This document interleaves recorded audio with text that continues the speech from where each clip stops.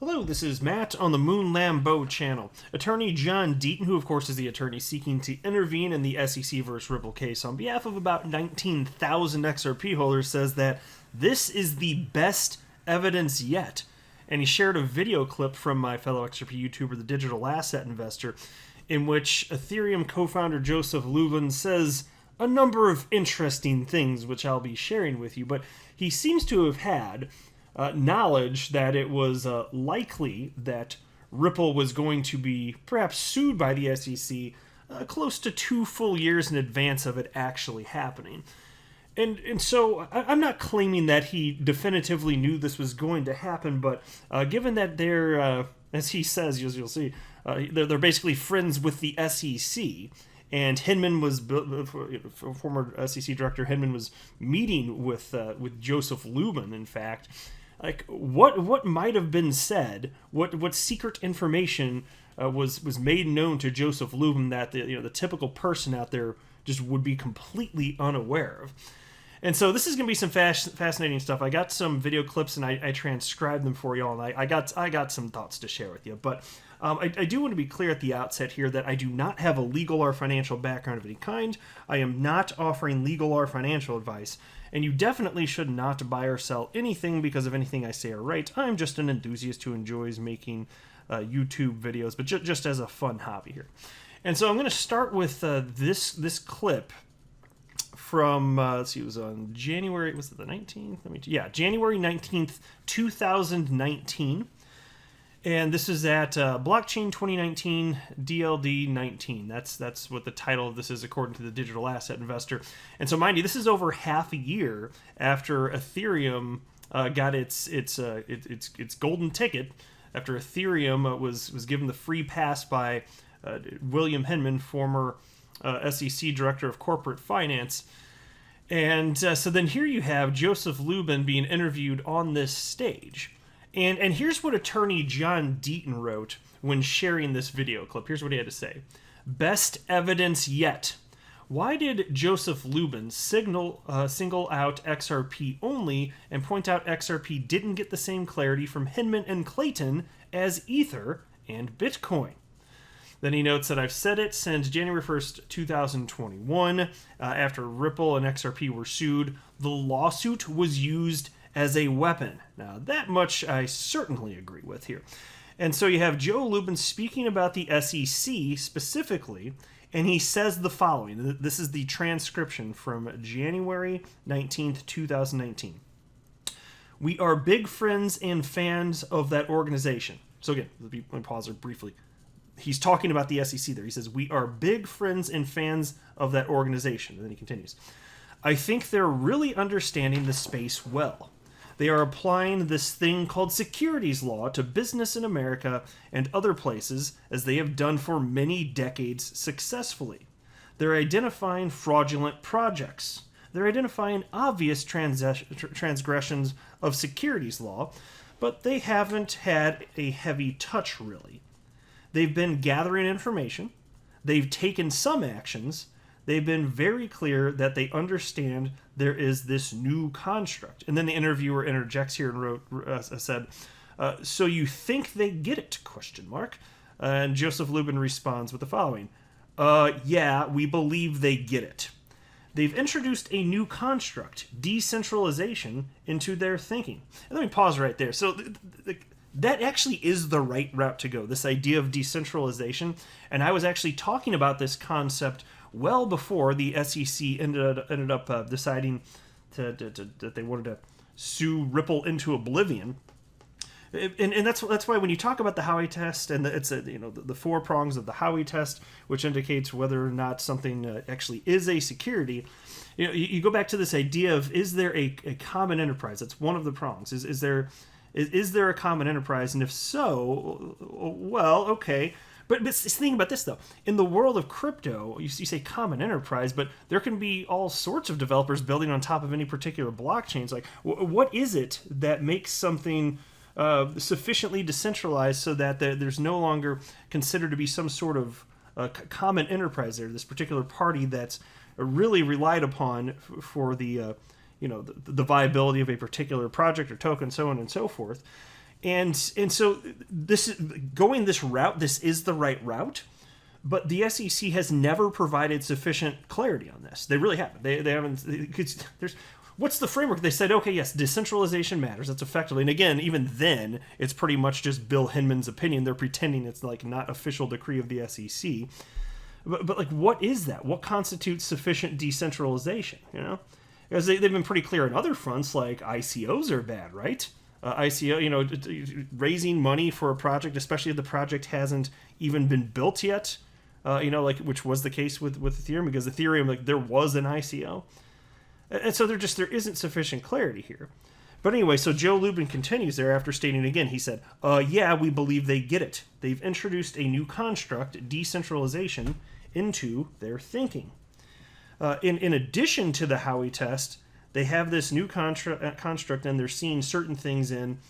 So they consider the Bitcoin network and token and issuance mechanisms. They consider the Ethereum network, token, and issuance mechanisms to be decentralized, and therefore no transactions involving those particular assets are considered to be transactions of securities. They have not said the same thing about other tokens, the Ripple token, for instance. So let's pause right there. He knows it's XRP, and he just calls it the Ripple token. He does not like Ripple. He does not like XRP. And so it must be nice to be super buddy-buddy with these people over at the SEC, friends in high places, because your friends in high places over at the SEC, they have to know that you launched a freaking ICO. They're just giving you a free pass because reasons. That's exactly what's happening here.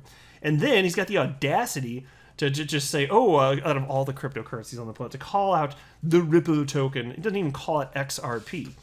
And I'll tell you what, you know what else really grinds my gears about this is they did crowdfund. They did have an ICO. Ripple didn't. XRP did exist before Ripple, the company, existed.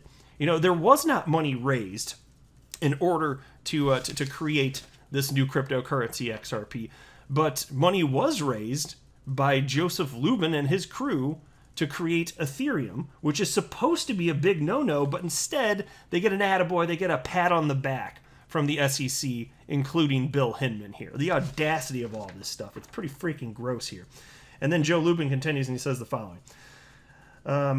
They were clear they were going to come out with statements to sort of assess these different tokens, and I believe they've made all the statements about decentralization that they're going to make. Bill Hinman, Director of Corporate Finance, has been very clear about what you can do and what you can't do, and decentralization is a new element that they're working with. So, okay, pause. So I wouldn't say it's extremely clear because there isn't an actual sufficient framework for what constitutes sufficient decentralization. That doesn't exist. Not even from Bill Hinman does that exist. Not really. But here you have Joe Lubin, who seemed to know that Ripple was, the SEC was paying attention to Ripple. That sure as hell was what it's looking like, right? I'd say so. And it actually gets a little bit worse. It gets a lot of it. It gets worse. This is a complete train wreck here. So then there's this clip, right? And this was shared also by the digital asset investor. And so it's I love how it's cut together, actually. So you've got this clip, and this is Joe Lubin again. And the first portion shows him, and he's talking about how they raised money. And then the second portion has William Hinman speaking on CNBC about how it's wrong to raise money via ICOs effectively. And so just comparing, like listening to one clip and then the next, it's just in the order. So I transcribed this and I want to share this with you. And so in this clip, here's what Joseph Lubin, co-founder of Ethereum, had to say. And he's speaking, I'm not sure what the event was, but he's speaking somewhere in front of a crowd. And he said, he's referencing his project Ethereum. The project started in January 2014. We raised funds in a crowd sale and earned $18 million in that event. Applied that money to the development of the system, and on July 30th, 2015, Ethereum version 1 client was released. And so there you go. He's acknowledging that they had an initial coin offering, $18 million were raised, and then about a year and a half later, they had their first functioning project. The functioning project was created using funds that were raised as a result. So then, you cut to the Hinman interview on CNBC, which is what happens in this clip here. And the host on CNBC asks Bill Hinman, former SEC director, which ICOs, initial coin offerings, are infringing on securities laws. And here is a transcription of what Bill Hinman says. I wish we had a simple way to say this is in and this is out. As I mentioned, there are usually facts and circumstances tests. But a key factor is there a third-party promoter here who knows much more about the instrument than investors might? If that's the case, that's an initial indicator that we might have a securities transaction. If people are buying it for an investment and for a return and looking to that party for a return, then again, that is an indication of a security. If you have, on the other hand, a token that's just used on a network for a good or service, and that's why people are buying it, and that service is available and up and running, not under development, then you may not have a security. So again, was Ethereum was something that was up and running? Was it under development? It's disgusting to me that this is actually reality here. And then again, so he ended up having the audacity to point out Ripple, but it's, I say audacity, but it's also true that if he knew something was coming, it's still the SEC, the people at the SEC that decided this is the route that they were going to go. The hammer was going to come down on somebody, right? And it's fascinating that for whatever, I don't know the reasons, we might not ever get to the bottom of this, but Joseph Lubin and all the people over at Ethereum Foundation, apparently they had the right friends in the right places at the SEC, and they get a free pass, and they get to crap all over securities law effectively. It doesn't matter. It doesn't matter. They get the free pass. But Ripple, definitely not here. And my fellow XRP YouTuber Crypto Eddie shared the following clip and wrote, here's where one of the 63 copies of that Hinman speech went. And so referencing right there that there were, I believe the number is 63, copies of the drafts of the Hinman speech that were circulating throughout the SEC, because there were other people. There's like a team of people at the SEC that helped William Hinman draft this, even though they're claiming it's not the official position of the SEC. It's just everybody working there that came up with this and then presented it as though it's official decree from the SEC.